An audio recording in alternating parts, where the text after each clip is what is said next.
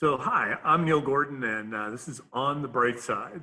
On the Bright Side is a production of the Acton Boxborough United Way, and the Discovery Museum is working to help out with that. On this program, we try to talk to people in the community who are doing important things and providing important services for everyone in our community regularly, and in particular during this crisis. Today, we're really lucky to have with us Jacqueline Apsler, who is the Executive Director of the Domestic Violence Services Network. Jacqueline, welcome. Thank you. I'm glad to be here. So could you tell us a little bit about who you serve and what your work has been like over the years, particularly with Acton Boxborough? Certainly, Acton and Boxborough have been major components of our work. They're one of our 13-member partnership in terms of our police partners. We also have a partnership with Emerson Hospital, and we work very closely with the Concord District Court.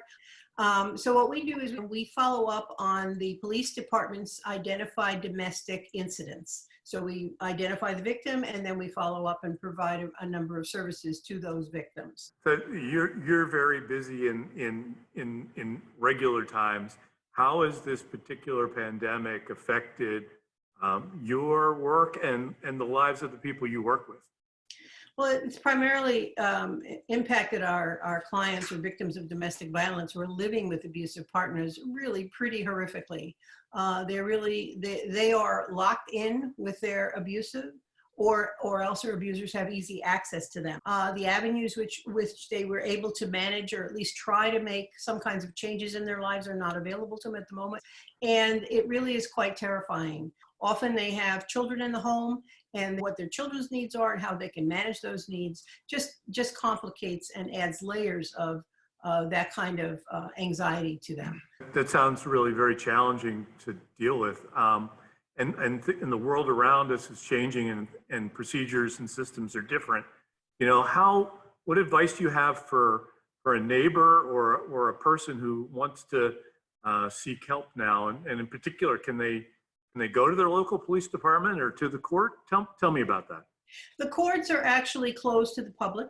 But if a person who wishes to get an abuse prevention order or a harassment prevention order can in fact call their police department, not go to their police department, but call their police department, and there are forms that can be filled out actually online that they can work with their police department and be able to make a petition to an on-call judge.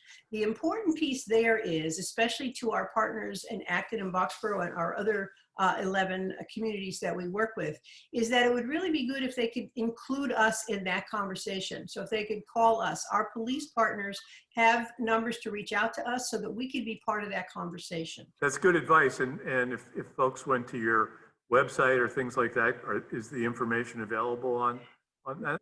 Well, that's one of the challenges we've been trying to keep up with. We're trying to keep it as up to date and COVID related as possible on our website. We're going to have an advocate meeting at the beginning of next week, and we're going to try to formalize the process so it's as simple as possible for anyone who does access our website. Yeah, that's really great to know that you're trying to simplify it and make it accessible even in these challenging times. Things are very different everywhere. Do you have any particular hopes or advice for our community during a time like this? The community has really tried very, very hard to reach out. And I think what most of our clients do need is some way within the social distancing parameters, you know, to be able to reach out and connect with their neighbors. And if they see or have some concerns that are serious concerns that they really don't know what's happening, they can have their police do a well-being call. It's much, much more difficult to do these kinds of things when everybody has to be so separated. And I think if there's ways in which you can help them provide some kind of distractions or educational components or just fun activities for the children in those families to give them some distraction and some relief from the tension that they're living with. All right. Jacqueline, we've been talking to folks about things that they've seen that are sort of the bright side of a challenging situation. You work in a very challenging environment. Have you seen anything that sort of strikes you as, well, this is an important, good lesson that's coming out of all of this? Well, I think one of the things that we are really deeply gratified by is the gratitude the victims that we reach have for our just being here, that they feel that someone validates them, listens to them, can hear them.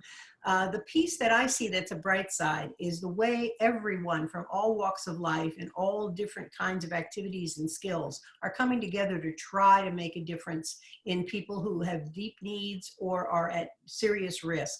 And that has been really enheartening to see. And I'm hopeful that that carries on beyond the pandemic in some form. Yeah, that's incredible. It's a great wish. Jacqueline, obviously you guys do an incredible job trying to keep people safe during regular times, and now you're even redoubling your efforts. So thank you on behalf of the whole community for all you're doing and that the network is doing. And so that's it for us today on the bright side. Thank you.